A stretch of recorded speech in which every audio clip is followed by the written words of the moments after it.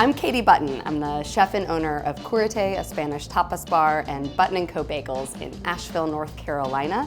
And today I will be showing you how to make croquetas de pollo, which are creamy chicken fritters. The first step we're gonna do is mince the onion and cook it in the butter.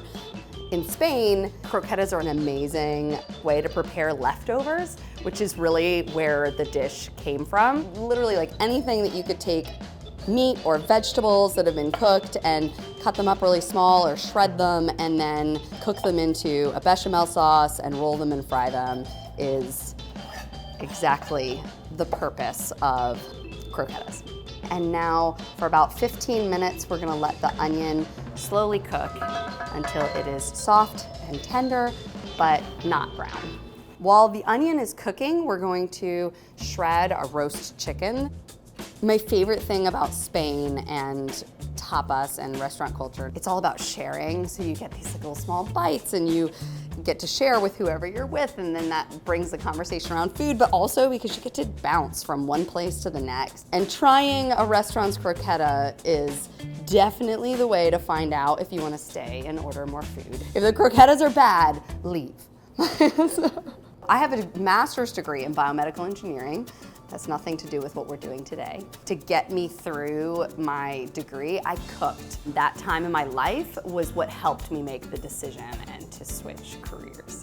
Honestly, the fate of me getting into Spanish cooking is because a general manager at one of Jose Andres' restaurants gave me a job. You know, now my husband is Spanish, so half my family's in Spain. So we go to Spain every year. It is very much a part of my life.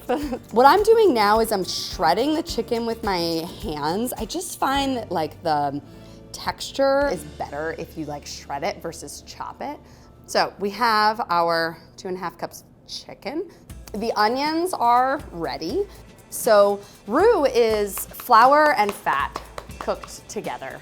We're not looking for color on the onions, and we're also not looking for color on the flour. We're just going to cook out the raw flour flavor. So it has to simmer, you know, you just bring it up to a boil, stirring it occasionally to keep it from browning. And when you can tell that it's done is when it starts to smell a little bit toasty. The roux is done. And I'm just gonna go ahead and put the cream in the milk. You're going to add your liquid a little bit at a time to avoid lumps.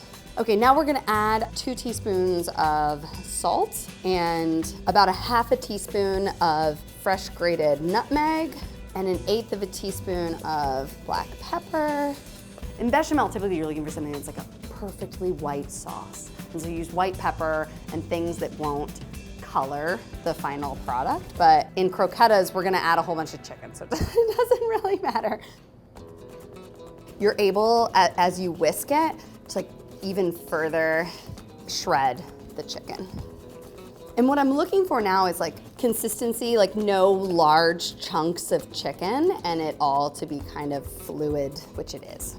We are going to spread it out on a sheet pan.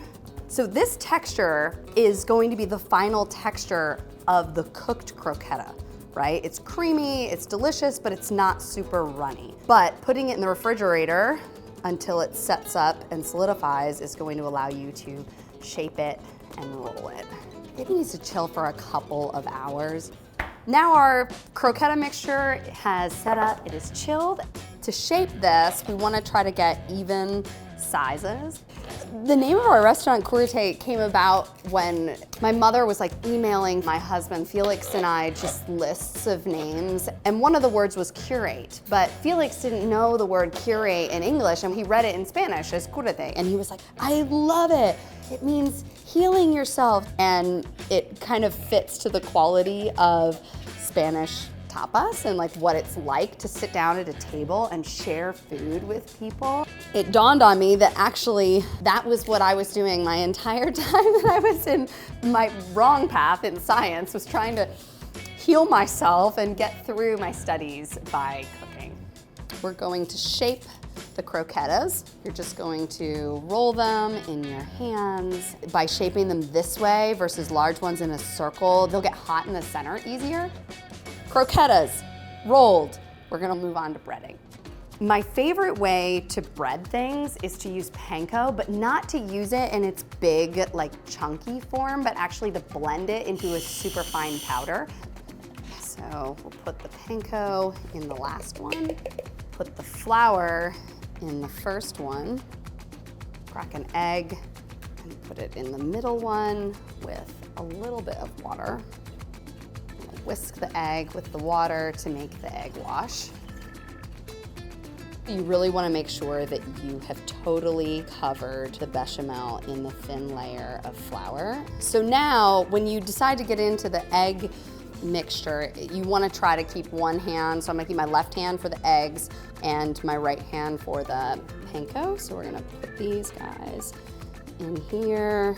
This will seal in the delicious bechamel. If you try to use your hand that has all the egg wash on it in the breadcrumbs, your fingers end up looking like little croquetas. So we are going to avoid that.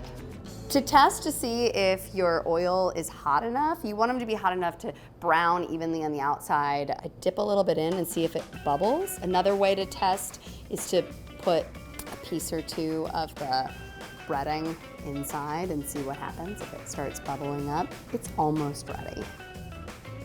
And you don't want to plop them in the oil, obviously, because you don't want to splash oil on yourself. So I just roll them in slowly, put an edge in, and then let go of the other edge. The other important thing is not to overcrowd the fryer. We can put one more here. And at this point, we have a expression on our recipes in our restaurant that just says, cook until GBD, golden brown and delicious. I had never gone through a restaurant opening when we decided to open a Spanish tapas bar. About a week before we opened, I had this breakdown of how are we gonna train all of these staff ourselves. So we called up Jose Andres, who's one of the best mentors that anyone can ever ask for. And he immediately hopped on a plane himself with 3 other of his top people to come down and spend 2 days with us, just helping us set up the systems in place and going through our opening. That was a lifesaver. And it's just really nice to be able to call on friends like that and have them not even think about it and immediately say yes. These croquetas look nice and golden brown, and they're starting to puff up. So what you're looking for in a well-made croqueta is it should be creamy and not totally solidified on the inside like this one is. It just looks oozy and delicious. They're pretty perfect.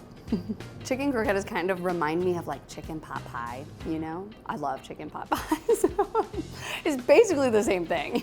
So for the recipe, you can click the link below. You can also, for more tips and other recipes, buy the Cúrate cookbook. Thank you.